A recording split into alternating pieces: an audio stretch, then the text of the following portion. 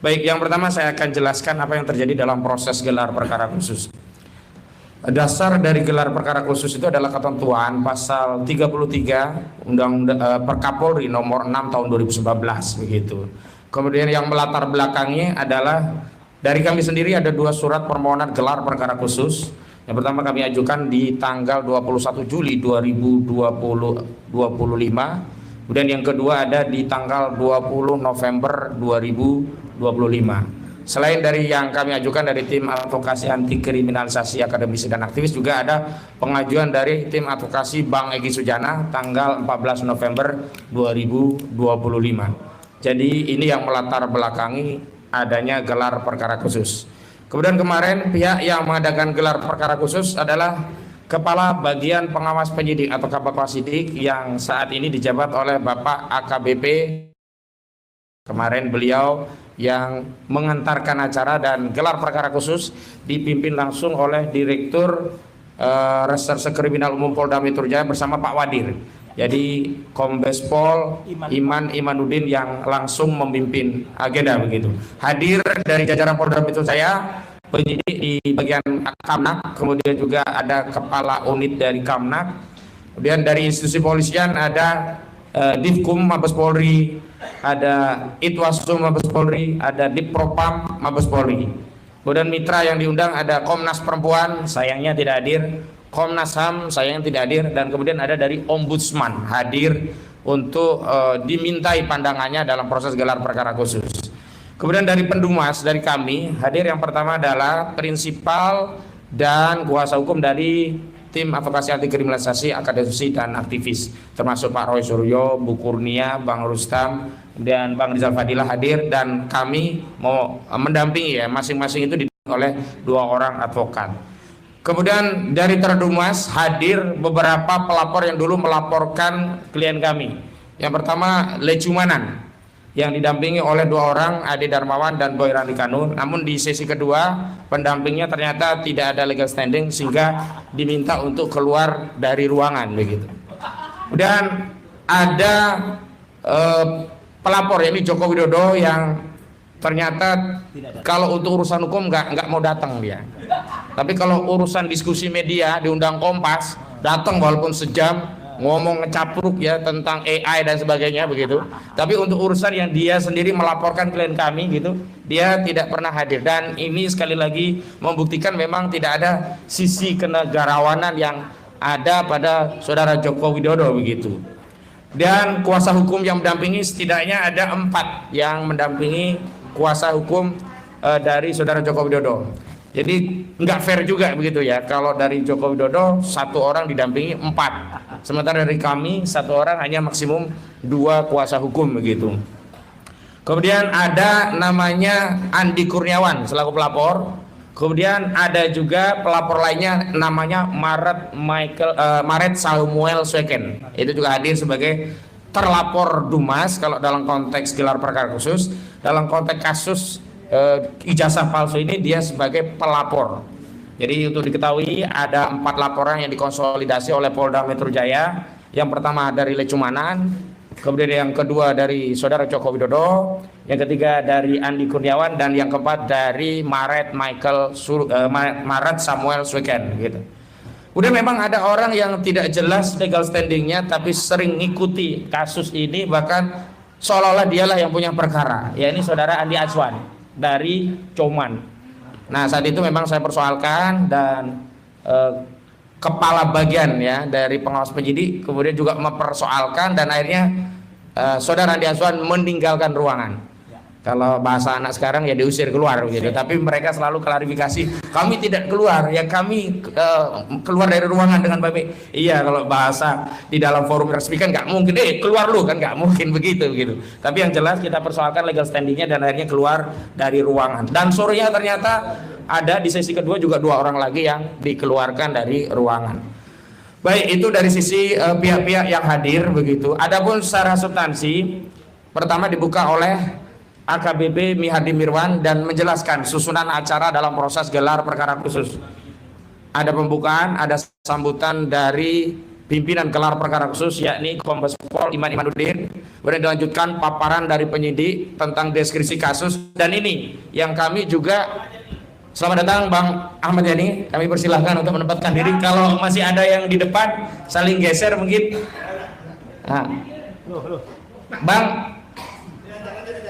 lanjut ya. Oh, ada lagi tambah ya. Baik. Ya, jadi kami menduga tadinya akan ada gelar bukti yang dijejer sehingga kami bisa melihat. Ya, tetapi ternyata tidak, hampir sama repetisi apa yang terjadi di Bareskrim Mabes Polri, yakni hanya mendeskripsikan kasus dan apa saja yang sudah dilakukan oleh penyidik.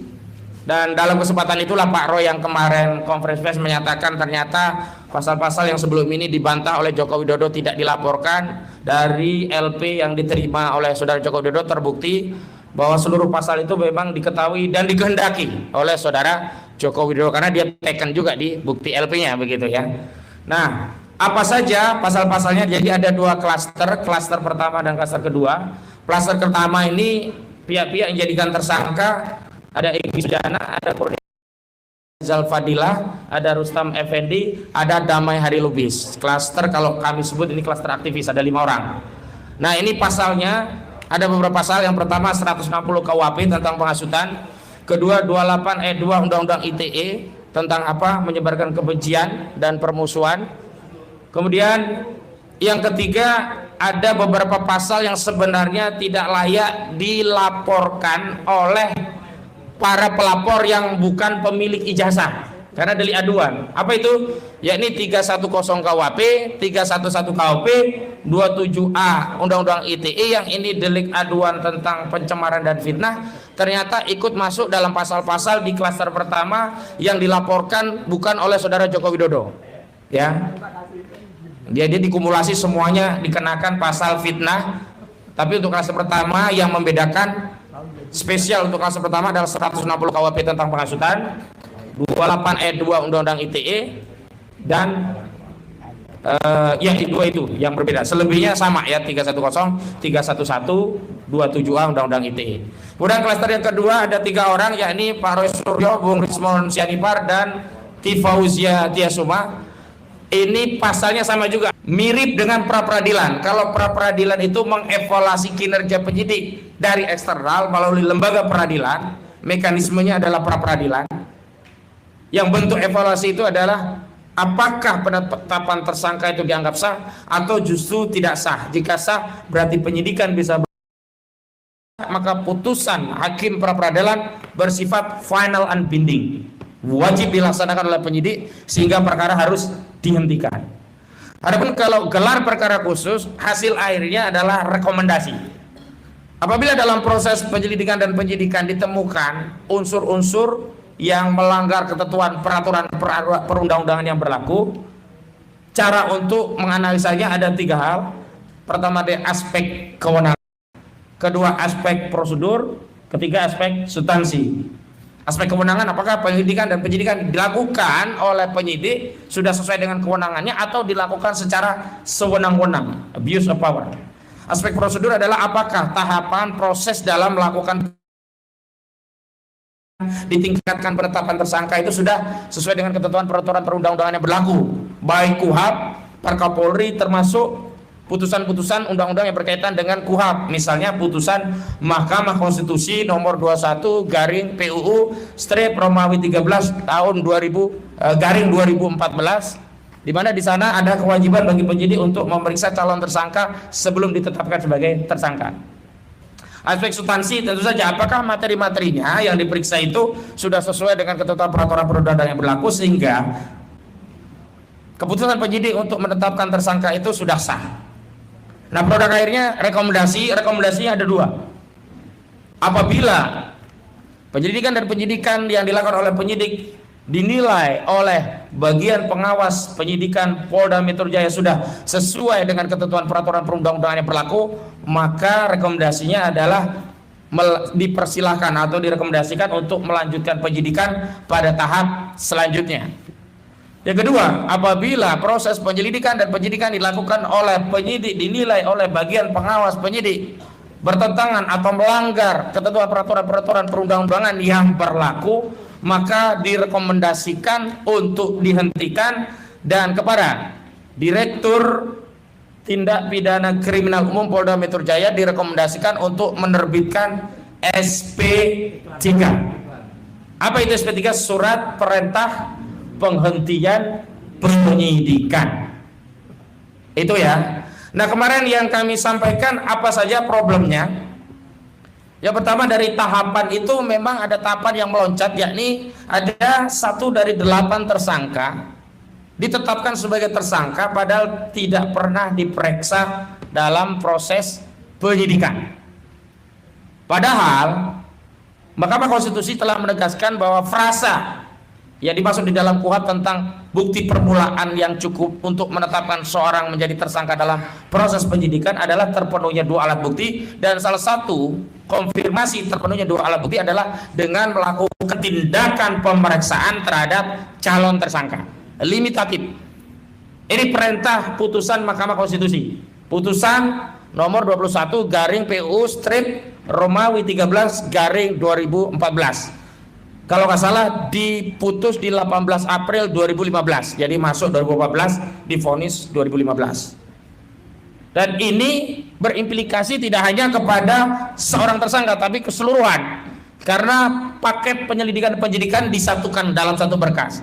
Pemberitahuan pengumuman tersangka diberikan kepada kami, klien kami ini juga dalam satu kesatuan. Tidak Pak Roy dikirimi sendiri, Bu Kurnia sendiri, nama sendiri, enggak, tetapi 8 nama ini semuanya dalam satu paket proses penyelidikan penyidikan yang dilakukan oleh penyidik. Memang paket ini kemudian oleh penyidik dibuat 2 klaster. Silakan rekan sejawat. Ini Bang Abdul Ghafur Sangaji ya. Saya lanjutkan. Yang kedua, klaster apa yang kami sebut sebagai akademisi ya. Klaster pertama kami sebut aktivis, klaster kedua disebut akademisi, begitu. Selanjutnya kami juga sudah sampaikan kritik soal bagaimana ada 3 orang yang ditetapkan tersangka padahal substansi pemeriksaannya belum masuk kepada perkara atau pokok-pokok peristiwa apa yang dipersoalkan oleh penyidik, sehingga ketiga orang ini naik menjadi tersangka. Siapa saja? Pertama, Kurnia Triroyani, kedua, Rizal Fadilah, ketiga, Roy Suryo. Apa problemnya?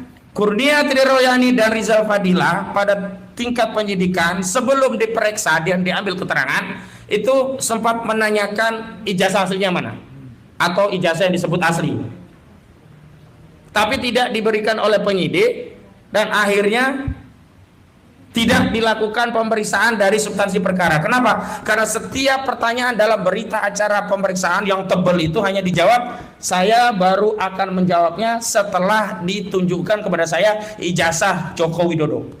Artinya belum masuk materi pokok perkara pada pemeriksaan BAP Kurnia Triroyani Rizal Fadilah. Sementara terhadap Roy Suryo, karena panggilan limitatif pada satu peristiwa tertentu dan di tempat tertentu, ketika persoalan yang dipertanyakan justru keluar dari surat panggilan, peristiwa-peristiwa yang tidak relevan, tidak berkenaan, bahkan tidak sesuai dengan kapasitas seorang Roy Suryo, karena tidak hadir dalam setiap video yang ditunjukkan. Karena saksi di dalam KUHP itu diatur adalah orang yang melihat, mendengar, dan mengalami suatu peristiwa dan bisa menerangkan alasan kenapa ada dalam peristiwa itu. Dan karena semua yang peristiwa disodorkan Pak Roy Suryo saat itu tidak ada dalam peristiwa, jadi juga semuanya ditolak. Artinya juga belum sampai pada substansi materi pemeriksaan.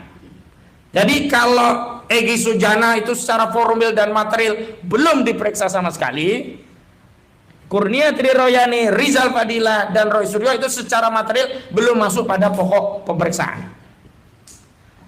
Kemudian kami juga kemarin sampaikan kritik terkait adanya sejumlah tersangka yang profesinya sebagai advokat. Ada 3. Inisialnya DHL, ES, termasuk ya KTR ya.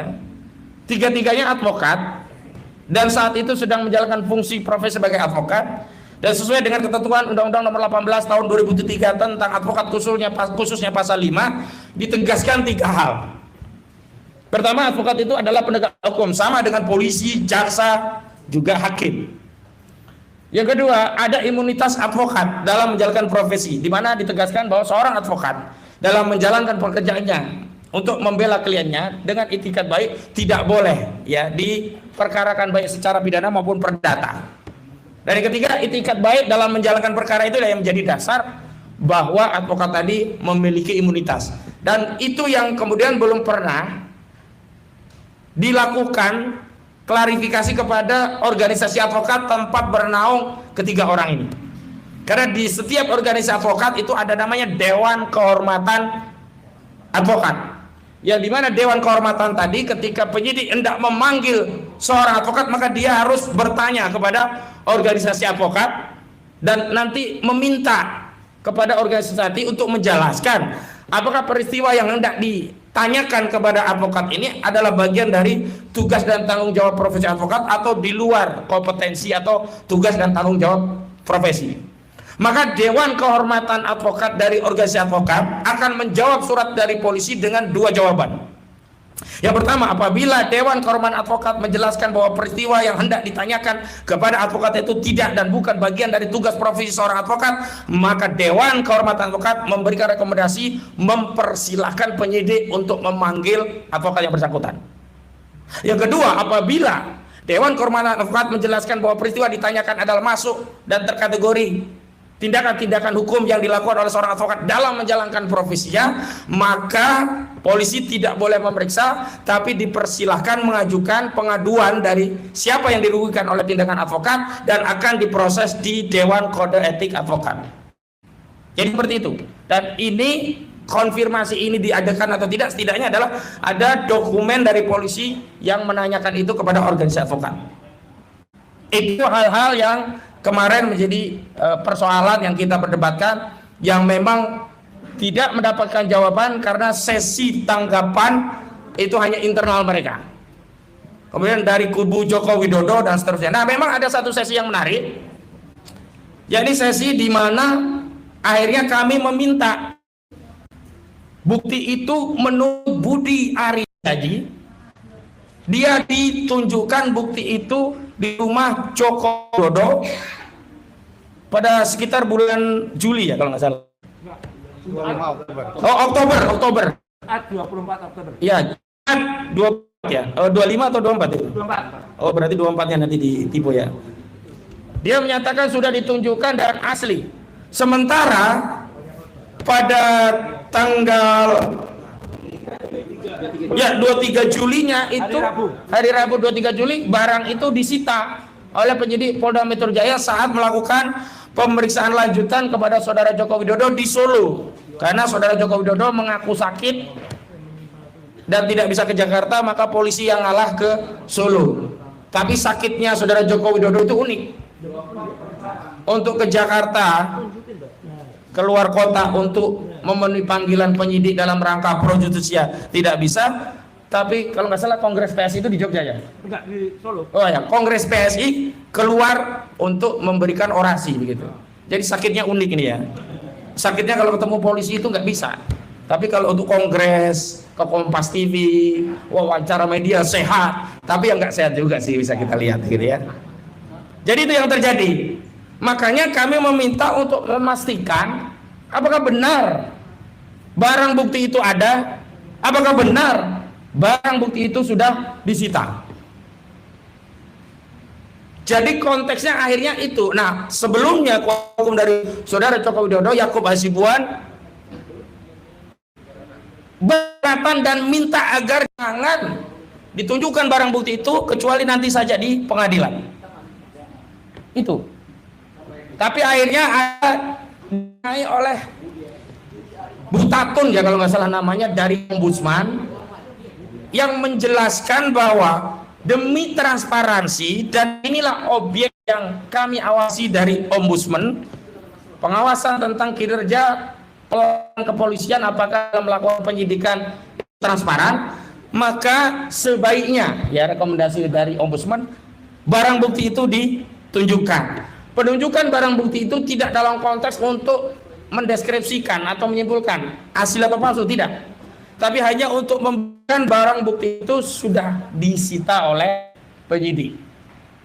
Akhirnya dalam situasi yang dramatis ya Bu Kurnia, kita semua dramatis, kita bertanya-tanya kira-kira barangnya apa sih kok diumpetin terus gitu.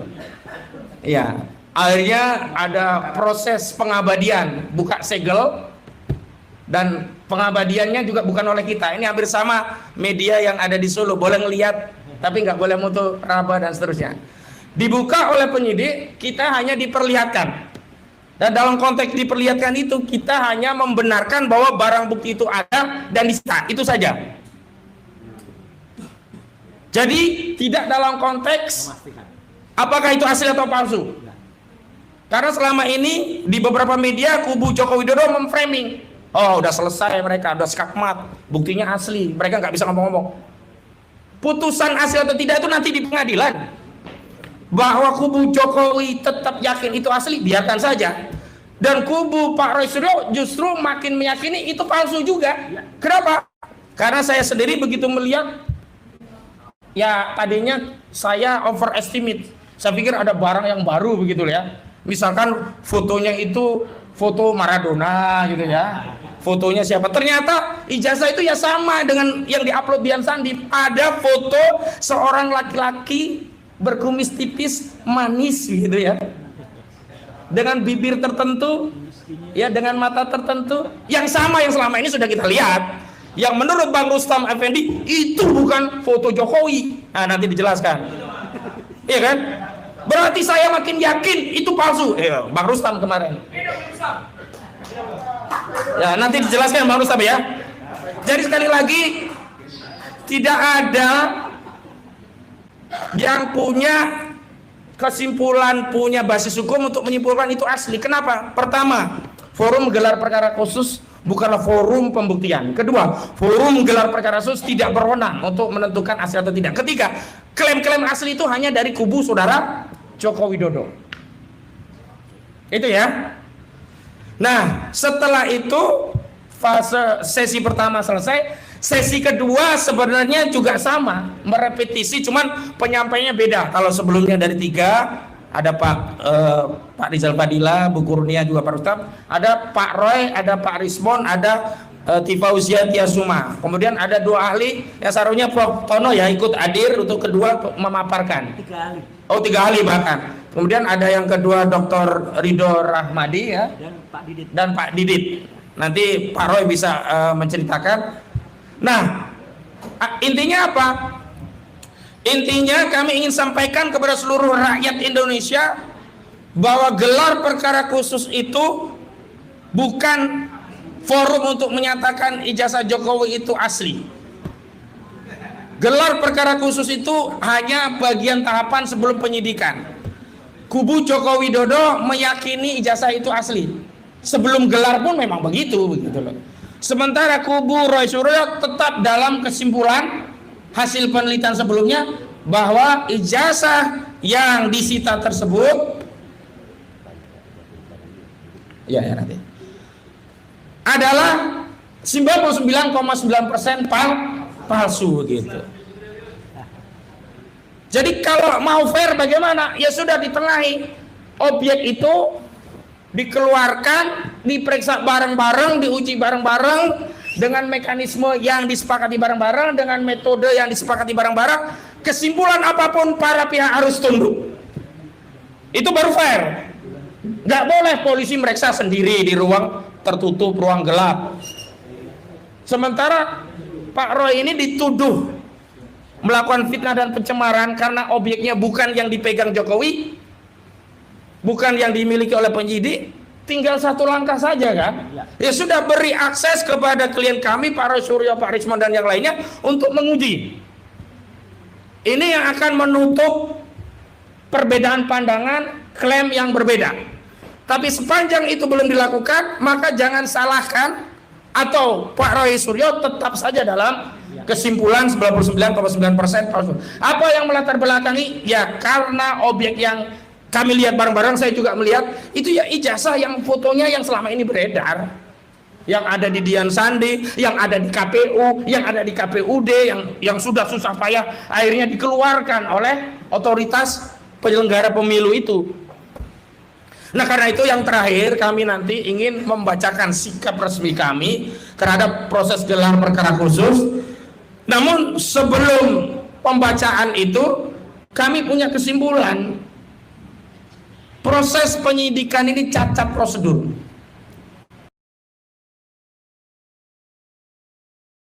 Sebagai calon tersangka, terlepas alasannya saat itu sakit itu hal yang lain, yang jelas belum diperiksa. Jadi nggak boleh, oh kan yang penting udah dipanggil, enggak. Putusan Mahkamah Konstitusi itu menyatakan harus diperiksa, bukan cuma dipanggil. Karena itu rekomendasi yang kita tuntut dari proses gelar perkara, rekomendasi penghentian penyidikan, rekomendasi kepada kepolisian agar bisa menerbitkan SP3. Demikian pengantar dari saya kembalikan kepada Bang Sam. Terima kasih Bang Sam.